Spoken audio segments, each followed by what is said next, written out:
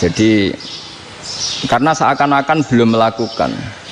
Indonesia itu dulu kedatangan Islam itu tidak pernah dipertentangkan antara Islam dan negara, sehingga diskusi itu sudah salah karena para wali itu tidak pernah mempertentangkan Islam dan keindonesiaan atau kebinekaan. Satu, bahwa para wali itu misinya dakwah, di mana-mana dakwah itu pasti ketemu yang berbeda, mulai beda agama, beda pilihan madhab, beda tradisi, beda kultur. Jadi itu tidak perlu dipertentangkan, tapi malah itu jadi lahan dakwah. Sehingga kita ini kalau diminta diskusi hubungan negara dan agama malah bingung, memangnya kenapa? Itu seperti dulu zaman P4, saya punya kawan di Jogja, teman saya nulis tafsir Profesor Zaini, itu pernah zaman Pak Erto disuruh sosialisasi P4 di Papua. Apa hubungan Pancasila dan UUD 45? Itu orang Papua jawab, hubungannya baik-baik saja Pak. Jadi yang unik itu ketika disuruh baca Pancasila, 1 Pancasila, 2 ketuhanan yang Maha Esa. Nah, akhirnya 6 kan? Kenapa Pancasila jadi 6? Yang unik itu ketika ditanya, ini saya melihat langsung di TV 7 itu, Indonesiaku itu, ada anak-anak kecil ditanya, bendera ini milik siapa? Bendera merah putih itu. Jawabannya apa? Milik sekolahan Pak aja. Karena memang milik sekolah. Itu yang tanya itu kaget. Milik sekolahan Pak. Nah, tentang tema ini mohon dibaca ini langsung start ya, langsung serius, karena tadi sudah kayak jurkam tadi, ini yang langsung khas ilmuwan. Ini sebagai penghormatan saya pada Yunisma, ini khas keilmuan. Imam Zuhri adalah gurunya Imam Malik. Ya, saya ulang lagi ya, Imam Zuhri adalah gurunya Imam Malik. Halaman 29. Ini langsung start saya baca halaman 29. Dan ini terutama yang para punggawa-punggawa ini.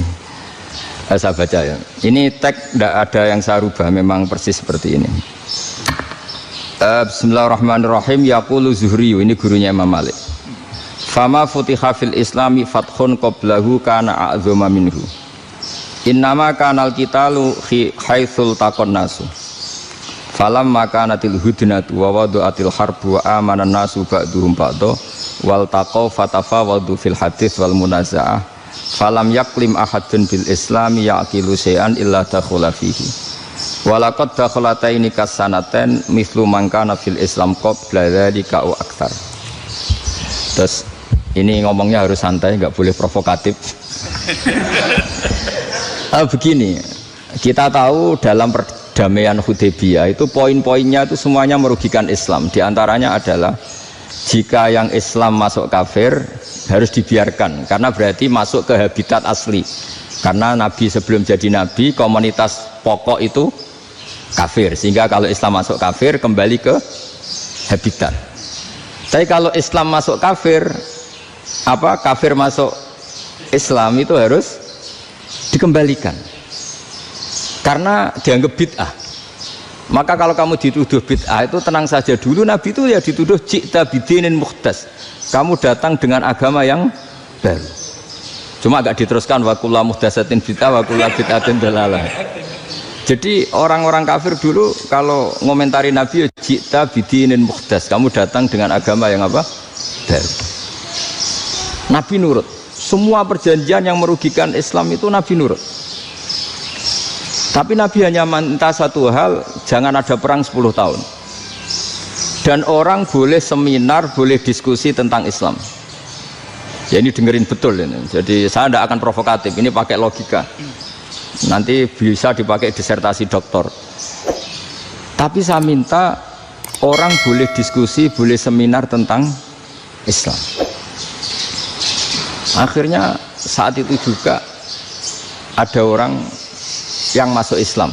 Di depan tulisan itu belum kering istilahnya. Datang ke situ, namanya Abu Jandal bin Suhail bin Amr.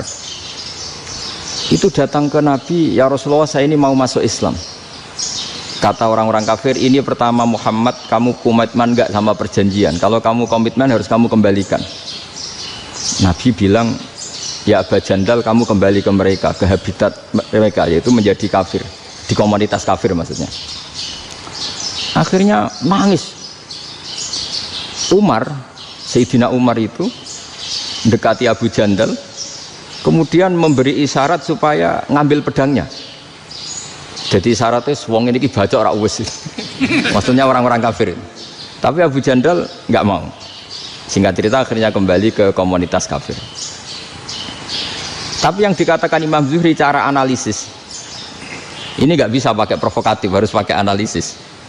Innama kanal qitalu haitsul taqon nasu. Yang namanya perang itu menjadikan orang tidak berpikir jernih. Ini poin yang diambil oleh Rasulullah. Kalau dibahasakan Nabi curi kesempatan, masuk Nabi dikatakan mencuri, meskipun itu hanya bahasa ya. Enggak mungkin lah kita bahasakan seperti itu. Saya ulang lagi ya. Kenapa ada perang berkesinambungan sampai tahun ke-8 Hijriah? Mulai tahun kedua ada perang Badar sampai tahun 8 Hijriah itu perang terus. Nabi sama orang kafir perang terus.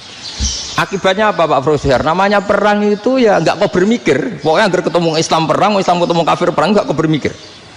Padahal Islam itu bisa diterima oleh akal sehat, harus lewat diskusi, lewat pengamatan, lewat pemikiran, lewat pengendapan berpikir.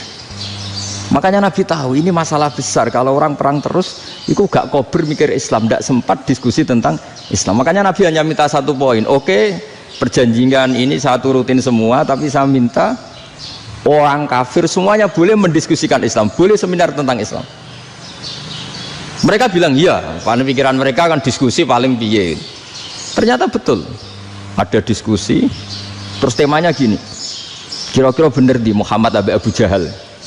Terus Tuhan Muhammad sama Tuhan Abu Jahal itu keren mana? Diskusi. Tuhan Muhammad itu khaliqus samawati wal ardi, yang menciptakan langit bumi. Sebagaimana kampanyenya Muhammad. Ya mereka masih jangkar bilang Muhammad. Kalau Tuhan kita, ya berhala itu yang kita bikin, yang kadang rusak, yang kadang kudanan, terus lemutan, pokoknya terus diskusi. Kita kok bener pengirannya Muhammad.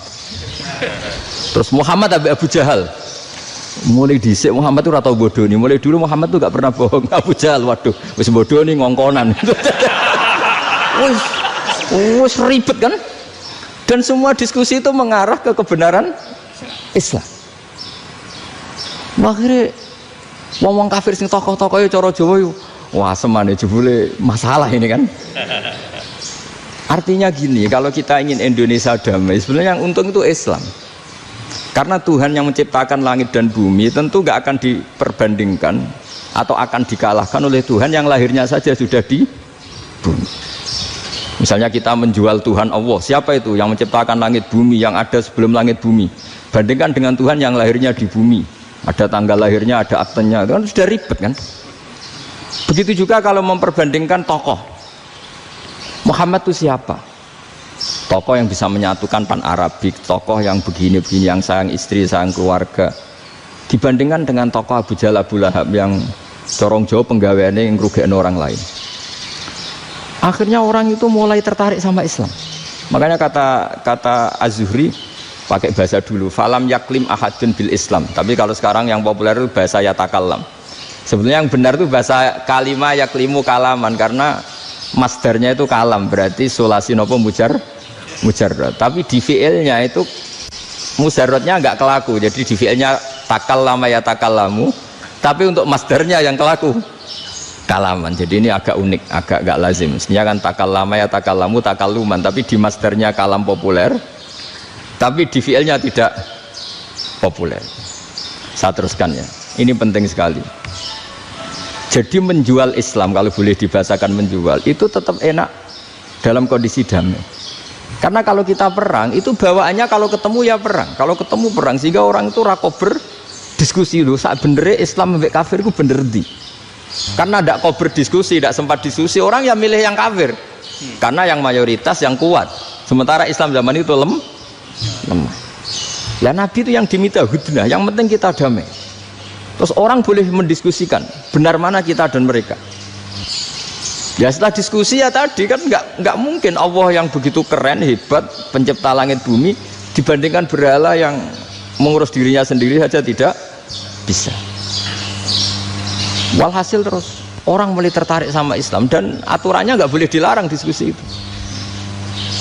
Nah makanya saya pernah ditanya beberapa profesor di Jogja, Gus, suatu saat kalau kampus paling keren di Jogja ini ada Islamic Studies, kemudian pengajarnya dari berbagai agama, ini riskan nggak bagi Islam? Saya jawab, asal yang didiskusikan Islam itu nggak masalah, yang repot itu nak umat Islam. Karena kalau umat Islam yang jadi percontohan, banyak raja yang dolim, banyak pemimpin muslim yang dolim, terus identik dengan Islam itu jadi dolim, kan ribet. Ya kalau pas umat Islam, kalau Islam yang kumat kan jadi masalah kan. Nah ini kan terus jadi beda umat Islam sama Islam yang lagi apa? Kumat. Singkat cerita terus Islam mendapat posisi yang luar biasa. Nah makanya di sini diistilahkan falam makanatil hudnah, ketika ada perdamaian wa amanan nasu ba'dum ba'do, orang merasa aman, itu fatafawadu fil hadis wal munazaah, mereka berdebat. Munazaah itu berdebat, keren mana konsep Muhammad dengan konsep Abu Jahal, keren mana konsep Tuhannya Muhammad dengan Tuhan kita, terus diskusi. Dan mereka akhirnya ikrar, wah yang benar ya Muhammad lah, di mana-mana Tuhan tuh ya sebelum langit dan bumi, di mana-mana Tuhan ya punya reputasi menciptakan, masa Tuhan reputasinya diciptakan kayak berhala dan sebagainya. Ibadah juga gitu, ibadah wong kafir itu kalau tawaf itu telanjang, ibadah Muhammad santun pakai pakaian. Terus akhirnya mereka mulai tertarik Islam. Sehingga saya lihat di beberapa tafsir, saya memang tidak akan ngomong yang tidak serius, ngergani Unisba ben sawangane pemikir serius. Di Quran itu sampean lihat di tafsir Tobari itu ada ayat bal naqzifu bil haqqi 'alal batil fayadmaghuhu fa idza huwa zahid. Qadzafa itu kalau di kamus tak lihat itu takallama bila dalilin. Qadzafa itu ya pokoknya sekenanya. Artinya gini, kebenaran Islam atau kebenaran hak itu kamu taruh sekenanya saja itu tetap menang. Apalagi kamu taruh secara teratur, kamu taruh sekenanya saja itu tetap menang. Sehingga di sini banyak sahabat yang hidup di Cina. Sekarang juga banyak orang alim yang milih hidup di Amerika, banyak orang alim yang milih hidup di Inggris. Dan mereka pede, percaya diri, karena kebenaran itu kamu letakkan di mana saja, itu tetap akan menang, akan menemukan momentum kemenangannya. Misalnya gini, contoh paling gampang. Dulu para peneliti, saya ulang lagi, dulu para peneliti itu ya datang kemana-mana, termasuk Ibnu Battuta, termasuk Ibnu Khaldun, ya semua peneliti itu suka neliti. Setelah diteliti, Quran itu satu-satunya kitab suci yang membicarakan sains, misalnya tentang falak, tentang astronomi, tentang asal-usul kejadian manusia, kejadian makhluk, juga bicara tentang geografi, geologis, semuanya. Sementara kitab lain hanya cerita tentang mawaid wal hikam wal ibar. Jadi diteliti kayak apa, pada akhirnya hak ini yang menang. Bal naqzifu bil haqqi 'alal batil fayadmaghu fa idza huwa zahid. Saya berkali-kali cerita, ada ulama yang ahli matematika. Ketika ditanya kenapa kamu suka ngajar matematika, sampai muridnya itu ragu, ini guruku mlebu swarga ta ora, penggaweane mulang matematika. Tapi para muridnya bermimpi bahwa Imam Amudi itu disuruh ngajar para malaikat. Dan itu pede betul dia. Kata Allah, ini ulama saya yang iman kepada saya setingkat iman kamu. Jadi malaikat itu tidak mungkin Gusti, kita menyaksikan langsung engkau, sementara ini di bumi nggak nyaksikan jenengan. Kenapa bisa sepede dan seyakin itu? Akhirnya Imam Amudi disuruh ngajarin matematika. Jadi Anda kalau profesor itu nanti harus sempat ngajari malaikat, itu baru benar-benar profesor. Jadi nanti di akhirat ngajari siapa? Malaikat. Jadi ada seminar yang melibatkan banyak malaikat, narasumbernya itu seorang profesor. Itu ketika kenapa engkau begitu yakin kalau Allah itu Tuhan dan Allah itu Al-Wahidus Shomad. Terus Imam Amudi mulai nulis angka agak beraturan, 2, 3, 4, 5 sampai 1 miliar, 1 triliun, semuanya enggak beraturan. Kata beliau, nisbatus naini wasalasa ila ma la nihayatalaha iku nisbatul far'i ilal asli. Mbok angka sebanyak apapun, 2 dibanding 1 ya far'ul wahid, 3 dibanding 1 ya far'ul wahid. Semua angka yang enggak terhingga pun dibanding 1 semuanya far'ul wahid.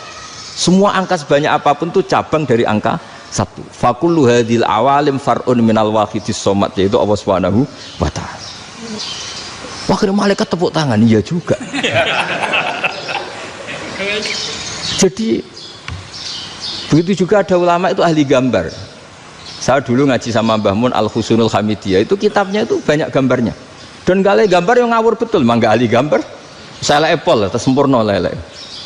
Semua gambar bangunan, gambar sapi, pokoknya gambar. Ternyata dia menemukan Tuhan itu dari gambar. Gambar serapi ini atau seruwet ini sama. Gambar rapi sama ruwet itu sama kalau dalam pandangan tauhid. Dimulai minan nuqtah al-wahidah. Kowe cek gambar sing rapi, sing indah, cek gambarmu elek, dimulai dari satu titik. Dan titik ini nuqtatil wujud, yaitu Allah Subhanahu wa ta'ala. Jadi nak cara ahli tauhid gak penting gambare api, menang lomba atau ora penting. Butuhe hadis surah ini gambar baik yang rapi maupun ndak adalah min nuqtah dari satu titik. Ya, alam raya sebanyak ini mbok gambar mbok ora, cek mulai Mars sampai Jupiter kabeh semua bentuknya yang banyak ini semuanya min nuqtatil wujud, yaitu dari titik wujud. Gini kok Allah Subhanahu wa ta'ala. Di sini hebatnya ulama-ulama, mbok dia pengajar matematika, mbok pengajar gambar, semuanya dipakai perangkat untuk tauhid. Nah, itu kan juga bagian dari Islam damai, Islam yang sangat tidak perlu perang untuk orang dipaksa Islam, nggak perlu provokatif kayak tadi pidatone rektor jenengan tadi. Jadi ciri utama ilmuwan tuh kalau ngomong datar tapi logikanya nggak terbantahkan, itu ciri khas ilmuwan. Kalau ciri khas politikus kalau ngomong itu keras, provokatif lah kira-kira gitu. Tapi isinya biasa. Nah, saya berharap nanti semua profesor doktor itu datar tapi isinya kualitasnya bagus ya. Mentes. Jadi makanya terus kata ulama, kenapa diistilahkan balnat zifu bil haqqi? Kenapa pakai qadzafa sementara qadzafa maknanya takallama bila dalil? Maksudnya bila dalil di sini itu min ghairi ikhtiyajin ila dalilin. Kebenaran itu memang nggak butuh dalil.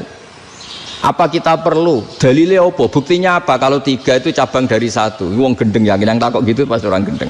Wong tiga cabang dari satu kok ditanyakan buktinya apa? Itu min awalil bidah. Pertama orang pasti tahu kalau tiga itu far'ul wahid. 1 juta juga far'ul wahid. 1 miliar juga far'ul.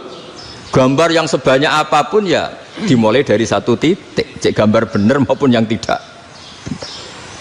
Akhirnya apa? Ulama dulu itu sebegitu rileks nerangkan tauhid. Lalu kenapa asma ini yang ya ini kan khas NU ya, khas pesantren. Sebenarnya saya keberatan pakai istilah khas NU, pakai khas pesantren karena NU itu anaknya pesantren, jangan dibalik pesantren anaknya NU, karena sebelum ada NU itu ada pesantren. Tapi kayaknya Unisma lebih suka pakai bahasa NU dan saya ya agak-agak orderan yang terpaksa disuruh ngomong. Ini agak apa ya, agak kacau sebetulnya ini, agak kacau. Jadi NU itu sama pesantren itu tua pesantren. Jadi NU dilahirkan pesantren, bukan dibalik pesantren dilahirkan NU. Sehingga barokahnya didirikan pesantren ini, kadang nyuwun sewu sekali Mbah Hasyim itu kadang ide besar beliau itu ora dituruti wong NU. Jadi Mbah Hasyim cara kula kok dadi Mbah Hasyim ya mangkel. Mbah Hasyim itu ngarangno kentong. Nggih ngaramno beduk, tapi wong NU nganggo kentong. Beduk. Dan uniknya Mbah Hasyim enggak tersinggung. Karena ciri khas pesantren itu membolehkan perbedaan apa? Pendapat. Itu masyhur khilafnya Mbah Hasyim sama Mbah Fakih Mas Gumambang itu sampai dikitabkan. Saling ngeritik, saling macam-macam lah. Jadi cara berpikir Mbah Hasyim ketika Nabi rembukan, ini gimana ya cara menentukan waktu sholat ya? Ya pakai kentong ya Rasulullah, zakalin nasoro itu untuk orang Nasrani. Ya pakai buk itu trompet, zakalil Yahud itu untuk orang Yahudi. Terus ada yang lagi pakai api ya Rasulullah, zakalil Majusi itu orang Majusi. Setelah itu ada orang datang lari-lari cerita mimpi azan tadi. Ya itu terus dipakai sarana pemanggilan sholat ya azan itu. Sehingga Mbah Hasyim menolak kentong. Karena mantas sababi qaumin fahuwa minhum. Beliau keras sekali sampai bilang haram. Beliau judulnya ya haram. Al-Jasus Antakrimin Nakus. Setelah naskah itu sampai ke Mbah Fakih Mas Kumambang di Gresik situ, di daerah Dukun situ. Dulu nggak ada WA ya, jadi sampainya ya lama. Makanya saya sampai sekarang nggak punya WA, karena ya saya ulama kan, kalau WA-an terus ya jadi ulama. Nggak jadi ulama, main WA-an terus itu. Nah itu termasuk rektor nggak kau bermikir itu mesti kebanyakan WA. Karena kan otaknya didikte oleh sesuatu yang masuk, sesuatu yang dilihat itu kan pasti mendikte kita. Beda kalau yang nggak WA-an kan mikir apa kita yang menentukan. Kalau WA-an kan kita ditentukan. Mau mikir anaknya butuh apa, gara-gara WA informasi Jakarta mikir Jakarta. Padahal secara kewajiban ngapain kamu orang Malang mikir Jakarta? Gara-gara WA mikir Jakarta, belum selesai ada berita di Sulawesi, mikir Sulawesi. Habis itu mikir NTT. Makanya semua orang sekarang merasa tokoh nasional gara-gara informasi yang masuk itu nasional. Jadi Mas Yo RT yang mikir gimana Gus Indonesia kok. Padahal RT loh. Sampai lupa kalau dia itu RT. Jadi semua orang sekarang merasa tokoh nasional. Nah, itu gara-gara apa coba? Akhirnya semua orang juga punya ide tentang nasional. Harusnya negara itu gini-gini. Jebule wonge sing duwe ikon itu sapa? RT. Ribet kan? Saya teruskan. Setelah naskah itu sampai ke Kiai Fakih Mas Kumambang. Beliau itu marah besar. Ini harus dilawan, dan saya bukan karena benci Mbah Hasyim. Beliau teman saya ketika ngaji Kiai Mahfud di Mekah. Jadi Mbah Fakih dan Kiai Hasyim itu teman ketika ngaji di Mekah. Secara ngelawan tuh lucu, gak ilmiah, tapi gak ilmiah wong alim tetap ilmiah. Di mana-mana serupa itu tidak sama. Ya kalau mungkin zaman Nabi di Madinah itu, zaman itu kentong itu identik dengan milik Nasrani. Di Indonesia beda. Pos kampling ya kentong, kebakaran ya kentong, wae sarapan orang di LP ya pakai kentong. Jadi tidak ada jaminan kalau kentongan itu identik dengan Nasrani. Lalu haramnya di mana? Yang di mana-mana tasabuh itu identik. Ini tidak identik. Mulai masalah kan? Mulai masalah. Jadi beliau gaya judul Hazruus. Hazruus itu kepala bergeleng-geleng. Sekarangan kok ngene, jadi sekarangan kok provokatif gitu, gitu. Nah, dan itu Mbah Hasyim ya hormat Mbah Fakih hormat Mbah Hasyim. Saya sendiri secara pribadi itu lebih suka pendapat Mbah Hasyim sebetulnya, karena bagi saya sholat itu sakral. Ya sudahlah, kalau sakral ya dipanggil dengan sesuatu yang sakral, yaitu kalimat thayyibah azan. Tapi saya tidak akan bilang kalau kentongan itu haram. Karena kalau haram alasannya mirip orang Nasrani. Sementara pos kampling ya pakai kentong, ada banjir ya kentong, ada kebakaran ya kentong. Jadi tidak identik untuk misa atau untuk sholat ala Nasrani. Tapi itu dulu ya rileks saja. Dua beliau itu ya saling menghormati, padahal saling kritik. Dan dulu ulama yang beda madhab itu ya saling menghormati. Imam Syafi'i itu kalau sholat di kawasan Masjid Abi Hanifah ya tidak kunut. Ketika ditanya kenapa kamu tidak kunut, sementara engkau berpendapat kunut itu sunat, ikroman di hadal madhab, saya sangat menghormati madhab. Imam Ahmad bin Hanbal itu berpendapat kalau orang pakai bekam, pakai iftisot atau hijamah itu batal sholatnya. Sementara Imam Syafi'i mengatakan tidak batal apa sholatnya, atau wudunya tidak batal. Tapi Imam Ahmad itu ditanya, apa kamu makmum Syafi'i? Bagaimana mungkin saya tidak makmum sama wali kutub seperti Imam Syafi'i? Padahal menurut keyakinan Imam Ahmad ini sholatnya batal, ini habis ikhtijam udah wudhu, tapi tetap saja beliau karena perbedaan pendapat di furu' itu lazim. Ya orang boleh berdebat lah. Ketika Unisma datangkan saya itu saking senengnya kiai, apa saking sombongnya sampai ngatur kiai, kan nggak pernah bisa diperdebatkan. Itu kan orang boleh debat kan, itu saking angkuhnya apa saking senengnya, kan nggak jelas kan, dan orang boleh setuju pendapat saya, yaitu ngatur kiai itu haram. Setuju juga Pak Rektor, ekspresi mahabbah itu ya macam-macam. Dulu sahabat ya gitu, sahabat itu ada yang nggak kenal wajahnya Nabi sama sekali sampai akhir hayatnya. Ketika ditanya, loh kamu itu sahabat kok nggak tahu wajahnya Nabi?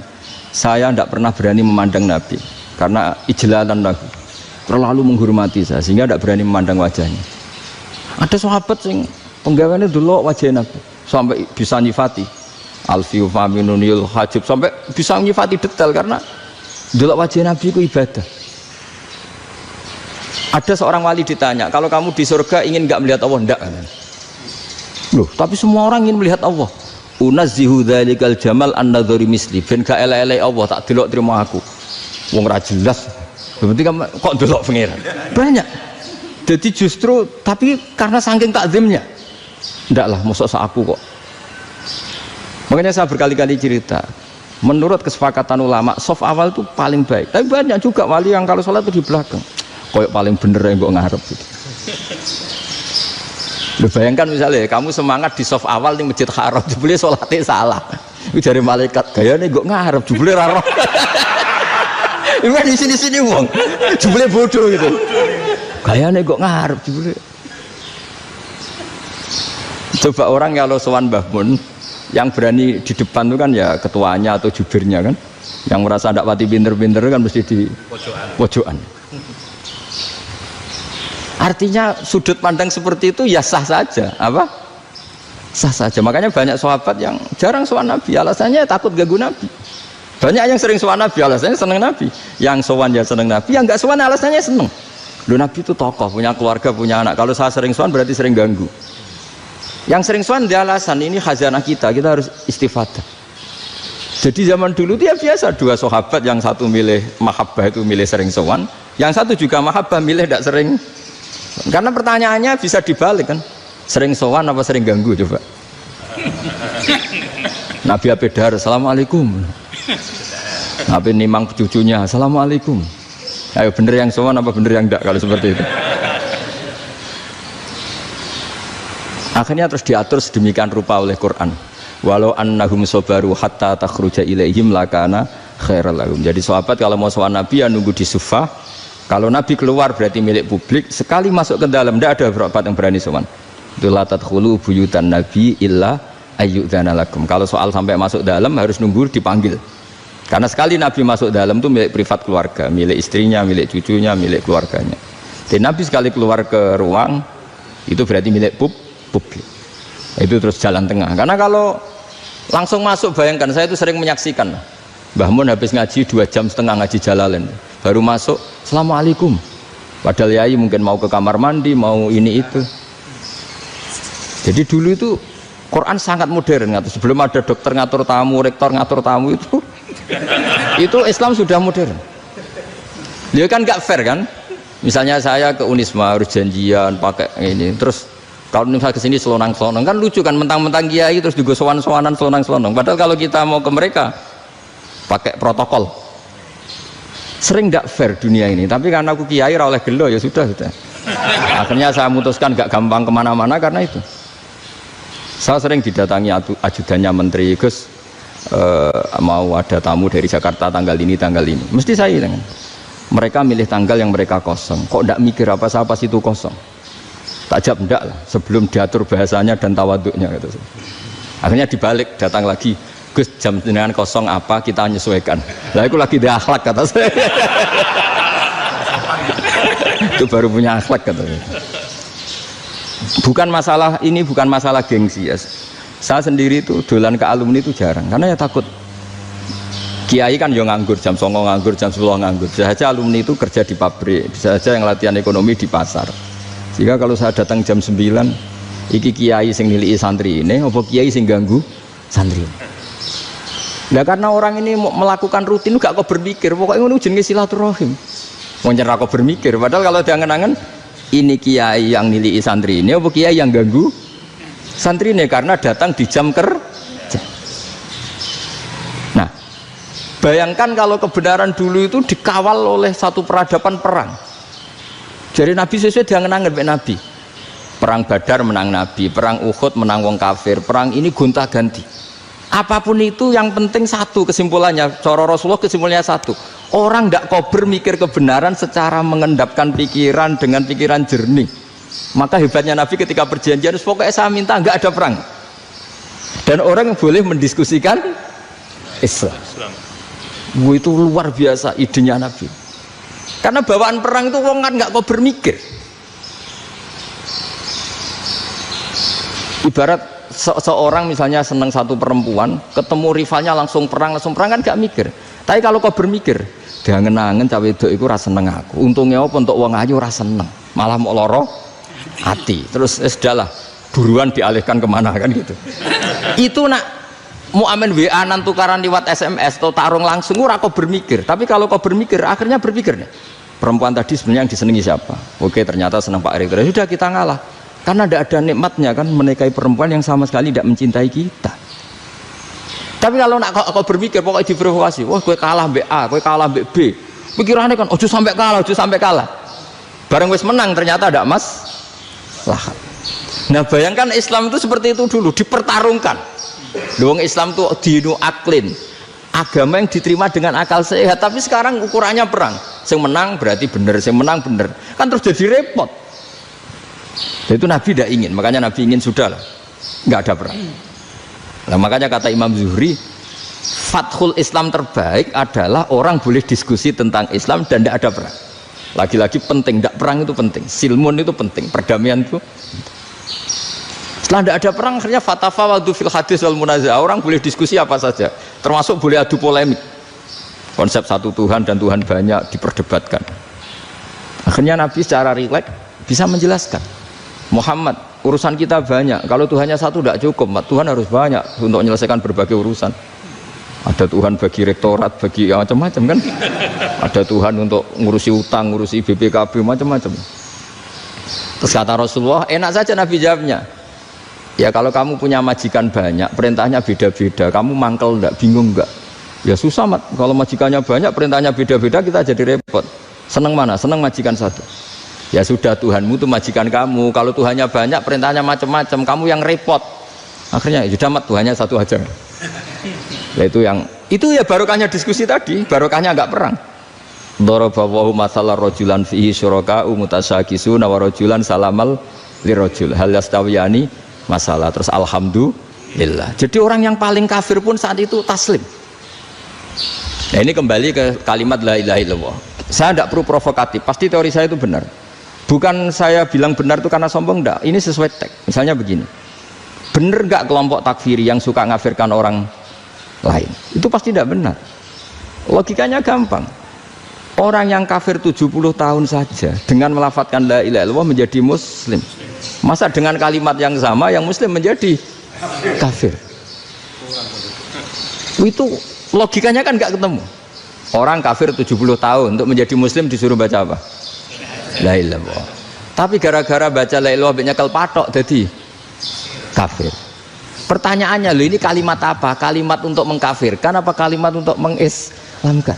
Karena yang kafir dengan kalimat itu menjadi Islam, ternyata yang Islam dengan kalimat itu menjadi kafir. Itu ketemu nggak? Cara logika itu kan nggak ketemu kan? Makanya cara pikirannya Abul Hasan Asyadzili, dan saya setuju pikiran itu. Istighfar ini boleh orang Jawa Timur protes karena kadang beda manhaj, tapi jangan protes saya, protes Abul Hasan Asyadzili, kualat mesti sampean. Ketua Torekoh napa? Sadziliyah. Cara madzhab Sadzili, dan Anda boleh berbeda madzhab, mencari khasnya wong kampus sing wani beda. Beda kapasitas lah, pokoknya butuhnya beda. Dan ketok pinter, ketok kritis tuh. Cara madzhab Abul Hasan Asyadzili itu gini Pak Rektor. Jadi istighfar itu baik, tapi ba'da kamali tauhid, setelah tauhidnya itu benar. Alasan beliau masuk akal. Ketika ada ayat fa'alam annahu la ilaha illallah wastaghfir li dzambik. Bihadil kalimah. Jadi orang boleh istighfar setelah tauhidnya benar. Alasannya Abul Hasan Asyadzili begini. Qul lil ladzina kafaru iyantahu yughfar lahum ma qad salaf. Katakan kepada mereka yang kafir, sekali mereka tidak kafir, maka otomatis dosanya masa lalu diampuni. Pertanyaannya, yang bisa menghentikan kekafiran itu kalimat apa? La ilaha illallah. Dengan hanya melafadzkan la ilaha illallah Muhammadur Rasulullah, langsung yughfar lahum ma qad salaf, langsung dosanya diampuni. Berarti yang menjadi pengampun dosa lah, penyebab pengampunan itu apa? La ilaha illallah. Itu bahkan orang kafir belum istighfar. Di ayat itu kan Allah gak mensyaratkan setelah la ilaha illallah istighfar baru diampuni, enggak. Asal la ilaha illallah langsung yughfar lahum ma qad salaf. Saya ulang lagi ya, jelas ya. Jadi kulil ladzina kafaru iyantahu yufar lahum maqad. Nah sekarang iyantahu, mereka berhenti dari kafirnya. Syaratnya pakai apa? La ilaha illallah Muhammadur, itu langsung yufar lahum maqad. Artinya apa?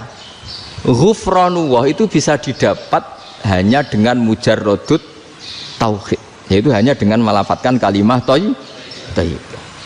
Dan sahnya istighfar juga berdasar kalimah thayyibah itu.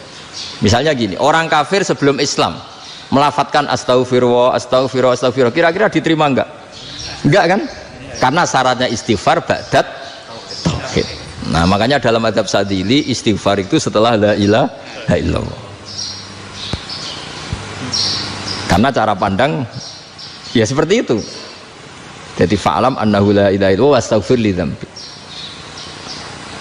Jadi dengan kebenaran tauhid saja ini sudah cukup kita insya Allah layak diampuni. Karena innallaha la yaghfiru ayyusyraka bihi wa yaghfiru ma duna dzalika liman yasha. Jadi orang yang tauhidnya benar itu bisa diampuni Allah asal tauhidnya benar. Itu Allah ngendikan liman yasha wa yaghfiru ma duna dzalika liman yasha. Dawe Imam Suyuti walam yakun liman yastaghfir. Jadi orang yang bertauhid secara benar meskipun gak sempat istighfar itu tetap potensi diampuni.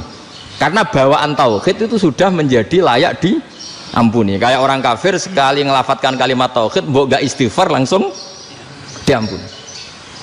Nah karena melihat seperti itu terus orang berlomba-lomba memperbanyak jumlah ngelafatkan la ilaha illallah.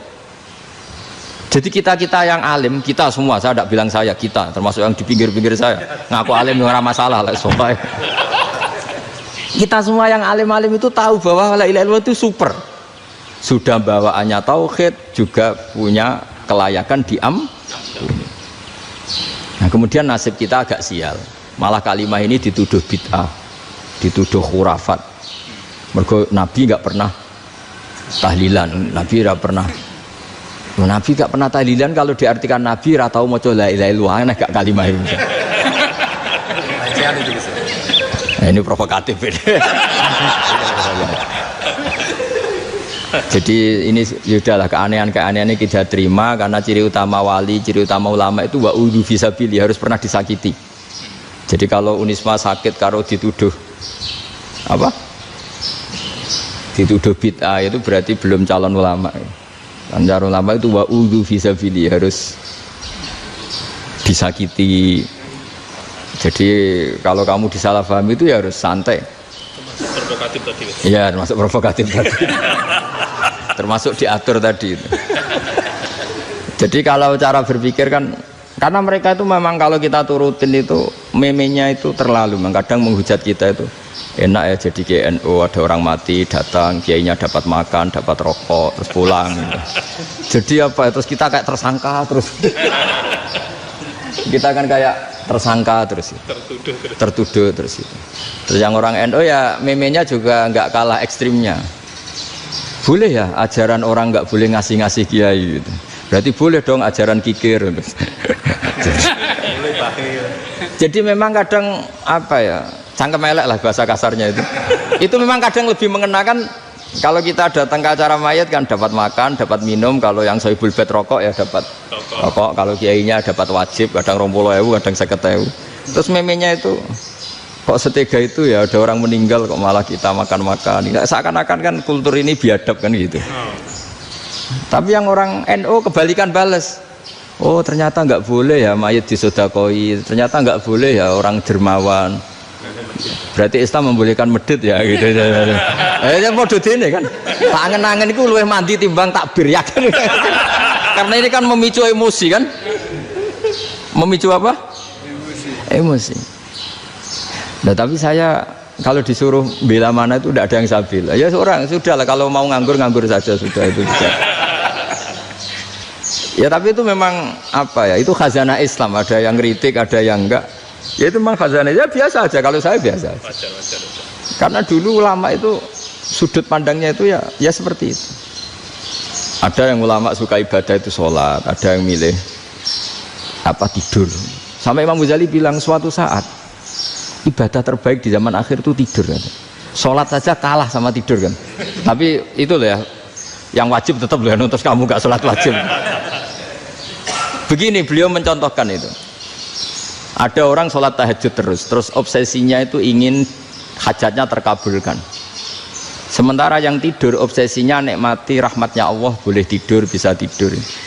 Kata Imam Ghazali, timbang kita tahajud terus nuntut pangeran aduk turu katanya. Mergo engko di akibat terus setan memberi bisikan, "Loh nyatanya kamu tahajud ya gak terkabul." Berarti cerita bahwa Nabi ngendikan kalau doa tahajud mustajab enggak. Daripada ngono ki aduk turu ora tau ndonga. Timbang ngabri-abri Islam ya, timbang ngelek-ngelekin apa? Islam. Jadi ulama itu mulai dulu itu sudah berpikir. Banyak orang menjadikan tahajud, sholat malam itu media untuk hajatnya. Dan kalau nggak kesampaian ini mutung. Nyalahkan kiainya ijazah ramandi. Macam. Daripada ngono ora usah apa? Tahajud turu. Dan jenis kayak ini tuh banyak. Makanya ulama kayak saya itu seenake dhewe itu ya jarak. Saya sering didolani muhibbin terus bilang, "Gus, saya doakan gini-gini, saya mau nyalon bupati atau saya gini." Saya bilang, "Gak waduh orang dongo, nak ramandi darani ulama dongane ramandi." Nak mandi kamu jadi bupati tetap nganggep karena beli. Sopo sing ora bupati saya juga beli. Ribet kan? Ketika mereka jadi ngunsurkan doa kamu apa karena kemarin beli? Yang beli maksudnya, nggak beli nggak usah tersinggung. Jadi ribet ngadepin. Nggak, artinya gini loh, doa itu jangan dipakai begitu loh. Kalau minta nasihat tak nasihati, jadi bupati yang baik, gubernur yang. Kalau minta doa itu resikonya. Akhirnya kiai kalau diminta doa ya doa, sebenarnya diisinya itu nggak doa kemenangan. Selamat. Itu nggak selamat gitu. Karena ribet. Makanya Islam itu doa itu setelah iman. Aturan iman benar baru doa. Aturan iman benar termasuk Allah itu yaf'alu ma yasha, boleh melakukan yang dikehendaki. Allah nggak boleh terdikte oleh doa kita, nggak boleh. Ya saya ulang lagi ya, madzhab Hasan Asyadzili ini khas kita. Jadi la ilaha illallah itu didahulukan sebelum istighfar. Tapi kebalikannya madzhab Imam Sanusi itu dibalik. La ilaha illallah itu kalimat yang sakral. Karena yang sakral dibutuhkan muqaddimah, yaitu yang melafadzkan harus yang sudah bersih, yang sudah steril baru melafadzkan la ilaha illallah. Maka dalam madzhab Sanusiyah istighfar dulu baru la ilaha illallah. Nah, dalam madzhab Abul Hasan Asyadzili kebalikan, istighfar itu sah setelah sahnya tauhid. Kamu ikut mana tuh? Asyadzili apa Sanusiyah? Alhamdulillah sama-sama tidak paham, ya sudah. Akhirnya sudah, ya nggak kemana-mana kan gitu. Jadi apa ya? Terus ini saya teruskan, ini biar khas pesantren atau khas NU lah, kalau bahasa Pak Rektor khas NU. Ini Ben sampean tahu beberapa perbedaan itu lazim, halaman 24. Ya, halaman 24 sama 25. Tak baca, ini masih orisinil. An Sufyan bin Uyainah, ini juga gurunya Imam Syafi'i. Kata Sufyan bin Uyainah, beliau cerita, kana Isa wa Yahya alaihi masalam ya'tiyanil qaryah fayas'alu Isa an syirari ahliha wa yas'alu Yahya an khiyari ahliha. Jadi Nabi Isa dan Nabi Yahya itu satu generasi, sama-sama masih muda. Kalau di satu kampung yang Nabi Yahya tanya, ini keluarga terbaik siapa? Saya mau nginap di situ karena kumpul orang baik itu nyaman. Kalau Nabi Isa kebalikan, keluarga terburuk mana ya, saya tak di situ. Nah terus akhirnya faqala lahu Yahya lima tanzilu ala syirarin nas, kenapa kalau kamu bermalam kok malah kumpul orang-orang yang nakal? Innama ana tabibun udawil mardo, saya ini nabi ibarat dokter, di mana-mana dokter yang ngumpuli yang sakit, ngobati yang sakit. Makanya di NU itu ya banyak kiai jazab mengumpuli yang nakal-nakal. Nak tepak yang ngentas yang nakal, nak tepak ya katut. Ini adu nyali lah sudah gitu. Tapi itu ada ilmunya, yaitu niru Nabi siapa? Isa. Kalau kamu dokter penelitian itu cari daerah yang banyak pandemi apa yang bersih? Yang banyak pandemi, karena yang namanya penelitian ya di situ kan. Kalau kamu dakwah ngentas kemiskinan, ke daerah miskin apa daerah kaya? Nah sama, kalau ngentas kefasikan, ke daerah fasik apa daerah orang soleh? Fasik. Ya, tapi itu Nabi Isa. Nah kalau kamu tidak Nabi kan potensinya kan ngadut itu. Tapi setidaknya bahwa kita sering disalahkan karena punya beberapa tokoh yang ngancani fasik-fasik, itu sebenarnya ada dalilnya, yaitu Nabi siapa? Isa. Nah terus masalah tegas dan lunak. Ketika ada mahasiswa misalnya pacaran, boncengan lanang dan perempuan, Itu pilihan kita apa? Kalau tegas, terus gak mau mendengar kita. Misalnya gini contoh gampang, tak beri contoh Pak D. Jangan orang tua, nanti secara fikih itu beda. Nah ini kan kita orang pesantren, biasa ngaji fikih detail. Kamu Pak D seorang perempuan, mahasiswi misalnya, sering pacaran. Setiap ke situ sama pacarnya kamu diam saja. Padahal kamu dosen keislaman. Mesti pamanaan kamu nyimpulkan, ternyata pacaran itu tidak apa-apa. Buktinya Pak D itu tidak negur, menengah. Ini berarti as-sukut alal mungkar. Tapi kebalikannya, Pak D ini terkenal keras. Nak rono mesti rada aku ponaan. Akhirnya yura rono. Mesti ngerti nak mesti diamuk. Nah, dua orang ini sama-sama gagal kan? Yang lunak menjadikan ponaannya pacaran terus karena enggak negur sehingga dikira membolehkan. Sing keras juga gak sempat bina wong rono era wani. Akhirnya dua orang ini sama-sama enggak ketemu, sama-sama enggak berkesempatan membina kan? Gagal membina kan? Karena yang keras ponaannya enggak pernah situ, berarti enggak bisa bina kan? Yang lunak membiarkan berarti juga ada bina. Nah, Islam itu antara dua itu. Ya agak terlalu lunak, enggak terlalu keras. Karena kalau terlalu keras, misalnya ada kiai terlalu keras, lu masyarakat mau tanya itu gimana? Lari kan? Lu saya ini punya pengalaman pribadi. Saya ini kan kecelok orang alim. Itu kalau pernah ya saya itu berusaha ya pokoknya ya umumnya orang alim lah. Tenang, terus anteng, enggak gejlok-gejlokan. Itu enggak ada yang tanya. Saya mimpi ketemu beberapa ulama itu disalahkan. Terus umat saya kalau mau tanya itu ke siapa? Wong alim wis wibawa, meneng tambah banget wibawan. Malah Quran sering gojlok rektor macam-macam. Terus wong wanita kok, saya biasa ke pasar pandangan dicegot orang. Gus, putri saya itu sering keluar darah tapi melebihi batas haid gini-gini. Kalau badhe sowan jenengan, gak usah sowan ning kene mbek ngadeg-ngadegan. Terus tanya, yang haid berapa hari, Gus?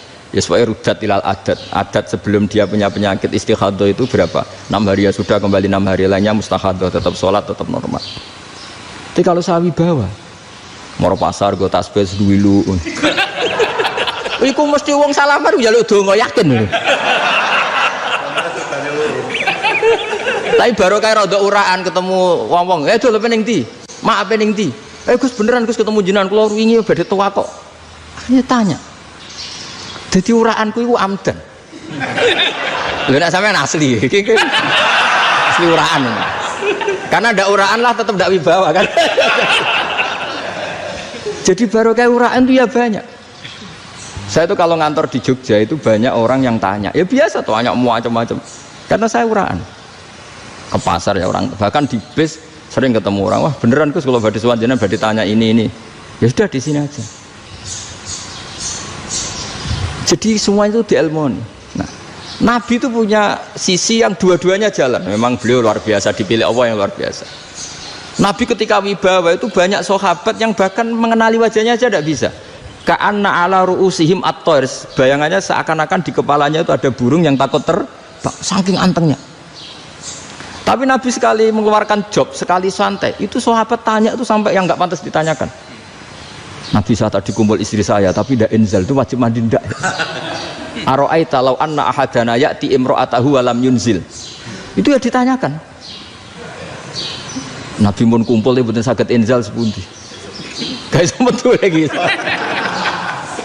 Terus ya ada yang tanya macam-macam. Ya saking ada sahabat dipanggil Nabi tambah lari, dipanggil lagi tambah lari. Panjenengan nyeluk, oh pas kula kumpul bojo kula. Lah kula kuwatir jenengan orang suci, saya belum mandi, makanya saya lari. Terus Nabi ngendikan innamal mukmin thahir, ya nak masalah ketemu kiai ra apa-apa ijek junub. Sementing kok nak salat ya adus sik. Tapi Nabi sekali pakai mazahirul jalal, tapi pakai wibawanya, itu orang nggak berani ngomong. Tapi sekali Nabi rileks, itu orang bisa tanya apa saja, termasuk halal yang nggak pantas. Lalu ada sahabat itu tanya lucu, tanya Maimunah. Maimunah itu ya cantik tapi sudah agak tua lah. Maimunah, ya umal mukminin, hukumnya ngambung bojo pas Ramadan ubi. Wah gak roh aku, gak tahu diambung kan Nabi pas Ramadan. Tanya Saudah, wah malah orang-orang diambung. Kalau Saudah itu kan istiwa itu. Lucunya istrinya jawab, tanya Aisyah yang mungkin Nabi, iya yang mungkin tanya Aisyah. Itu yang usulnya istrinya Nabi Maimunah. Selalu Aisyah, tanya be Aisyah. Ya Amiral ya umal mukminin gini-gini. Aisyah yang cantik masih perawan kan. Qabbalani Rasulullah bahwa oh Nabi biasa ngambung-ngambung pas Ramadan dan beliau tetap puasa. Akhirnya fakih ngarang kan wa takbil fi Ramadan wa tublah la tubtilu shauma ngambung ora. Iku ya udah biasa di sini. Ya nasi bojone ayu. Nah ini artinya seasik itu gitu. Jadi garwane Nabi sing ngrasa rodok tuwa. Wah, aku ora tahu ya. Kok iso ae. Serilek itu dulu itu. Maksudnya orang Islam pertentangan itu. Maksudnya ini balik semua ini bedanya orang pesantren sama orang kampus. Kalau orang kampus mau cerita agama itu rahmatan lil alamin, tapi nyontokno rileke ora iso. Agama itu rilek, tapi nyontokno rileke ora iso. Mergo ora pati ngaji. Contohnya ora iso, tapi mau gawe kaidah mau Islam itu rahmatan. Jadi Nabi itu lah, Allah juga gitu. Allah itu kalau sudah memperlihatkan madzahirul jalal itu mbok malaikat Jibril rawani ketika Allah dengan madzahirul jalal. Tapi kalau Allah dengan madzahirul jamal, madzahirul apa? Jamal. Iku yo gojok-gojok kan ambek makhluk gojok. Yo buli-bulian cara sakniki. Ya sampean delok ning hadis syafaat itu, akhiru man dakhalal jannah atau akhiru man kharaja minan nar itu di beberapa judul. Ada seorang rojul yang ahli neraka ya, dintas baik pangeran, terus ditudono swarga. Gusti, swarga, sengiler tok ora wong wayu, roh wis ngiler tok. Ngerjaluk Gusti mosok roh tok ora oleh mlebu. Jarimu asal mlebu metu kon neraka ora jaluk-jaluk meneh. Sumpah lho ya, gak jaluk apa-apa meneh. Mboten Gusti. Sekali saya keluar dari neraka ndak akan minta apa-apa lagi. Wis. Wallahi, wallahi. La as'alu ghairaha. Mesti ghaira khoslah, ghaira tilkal khoslah. Ya niku selain keluar dari neraka saya tidak akan minta lagi. Didono swarga wong do kelon seruwibet kan. Sing bojone elek kan dendam dadi ning swarga iku. Swarga wis macam-macam. Gusti mosok roh tok ora oleh mlebu. Jarine ra janji ra njaluk meneh. Akhire ya wis didelokno neraka. Jadi pangeran jawabe gampang didelokno neraka. Roh neraka begitu menyakitkan, begitu ngeri. Sudah Gusti saya tidak minta surga, sementing nggak masuk neraka. Rabbana srif anna adzab jahannam. Setelah lama itu diadepno swarga njuk mlebu swarga, terus diadepno neraka. Akhirnya ya sudah. Saiki mlebu swarga gak apa-apa. Iku jawabe lucu. Atas tazi jenengan ngenyek kula. Wong karuan ra di swarga kok mlebu swarga. Terus akhirnya mlebu swarga, kan mlebu swarga tamanna, sangen-angen sing mbok jaluk apa? Orang angen-angen yang indah-indah, laka wa asratu amsal ya siku tak turuti wa asratu amsalih lan lipatan ke-10. Jawabe wong lanang ya lucu. Atas tazi ubi wa anta rabbul alamin. Jenengan pangeran kok ngenyekan. Maksudnya wis karuan aku ora pantes. Terus jare pangeran, la astazi ubika walakinni alama asya'u qadir. Aku gak ngenyek kowe, pancen aku pangeran. Nuruti kowe iku iso. Jadi Allah sendiri ketika dengan madzahirul jamal itu malaikat ya ono sing wani bantah. Masyhur itu kan malaikat sing bantah pangeran atas alufia mayufsidu fiha wasfikut. Karena Allah dengan madzahirul jamal. Yang paling masyhur Nabi Musa. Nabi Musa itu ketika Nabi Mi'raj. Nabi Mi'raj itu beliau kira-kira di langit keempat lah yang masyhur atau kelima. Ngelangkai. Nabi Musa nangis, ya Rabbi ini apa-apaan? Orang sing ja'a ba'di kemudian melangkai makom saya ini apa-apaan? Jadi Nabi Muhammad kan apapun hebatnya kan junior. Kok melangkai makom saya ini apa-apaan? Enggak fair. Sampai Nabi Muhammad itu tanya gini sama Jibril, reaksi Allah gimana ketika melihat Musa seperti itu? Jawab malaikat Jibril lucu. Ya roh hiddatahu, Allah sapal gayane Musa. Biar. Jadi lucu. Ya dibiarin aja sama Allah. Tapi yang jenenge Nabi Musa itu kekasihnya Allah, tetap berkah bagi kita. Betul. Ketika setelah Mi'raj diwajibkan sholat 50, gentenan Nabi Musa kelihatan nabinya. Sebenarnya Nabi Musa itu sebetulnya loh, gak nguntungkan kita sebetulnya. Tapi yang nguntungkan, sebenarnya tidak niat nguntungkan kita, tapi nguntungkan. Nabi Ibrahim kan di langit ke-6, keren lah. Konti jong ketemu Allah ngeten-ngeten kan sholat 50. Karena Nabi Ibrahim terkenal Nabi baik, tidak bantah. Bareng Nabi Musa. Kenapa diceluk pangeran? Kula kan salat ping 50. Inna ummataka la tutiku dalik. Wah, gak kuat umatmu. Serai-rai gak umatmu ora ngarah kuat 50 rokaat. Tapi sebenarnya Nabi Musa itu niatnya bukan membela kita. Fa inna ummati la umatku sing gagah-gagah ra iso meneh umat. Berarti sebetulnya Sebetulnya ya itu masih pakai gengsinya gitu. Wes ngono-ngono lah sementing kita untung. Sebetulnya dia itu nggak terima. Wong umat saya aja yang lebih kuat, nggak kuat apalagi umatmu. Dan terus sebutin irji ila rabbika fas'alhu takhfif. Itu berarti Allah dengan madzahirul jamal. Sudahlah, datang ke Allah minta keringanan. Allah itu baik. Minta, ambek Allah ya diringanan mau 5 tok. Jadi cek 45. Balik Nabi Musa, piro 45, cek ra kuat umat. Wong umat kowe ra kuat. Jadi sebenarnya dia bilang umat kowe ra kuat. Lho cara Nabi Muhammad model wong Malang, yo beda umatku mbek umatmu. Ribet kan? Beda. Lho Nabi Muhammad kan enggak seperti itu kan? Enggak punya akhlak Malang kan? Akhlak. Maksudnya akhlaknya mujur itu, enggak akhlak yang baik gitu. Ya akhlak yang mujur, bukan yang Malang gitu. Jadi Nabi ya manut.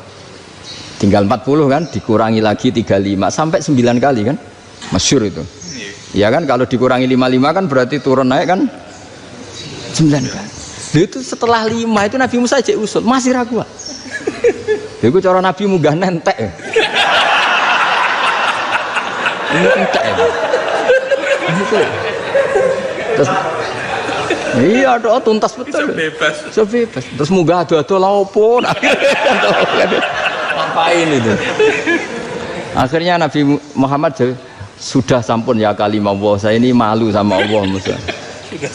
Sudah 9 kali dan diturutin terus. Jadi Allah kalau dengan madzahirul jamal itu Nabi Musa biasa nego sama Allah. Tapi ketika Allah dengan madzahirul jalal itu Nabi Musa enggak berani. Yaitu di hadisus syafa'ah. Hadisus syafa'ah ketika manusia datang ke Nabi Adam, ya'tuna Adam. Ya Adam anta abul basar ngene isfa'li ana inda rabbik. Kamu saya minta mensafaati kita.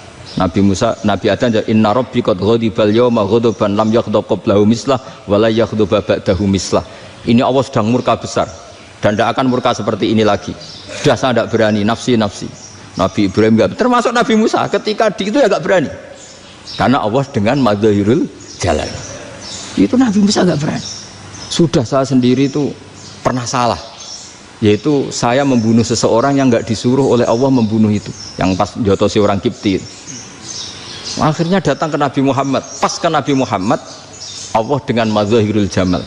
Apa dengan madzahirul jamal sampai Kanjeng Nabi ngendikan analah saya akan memintakan syafaat kalian. Terus fa ahmadu rabbi bima hamida allamaniha rabbi.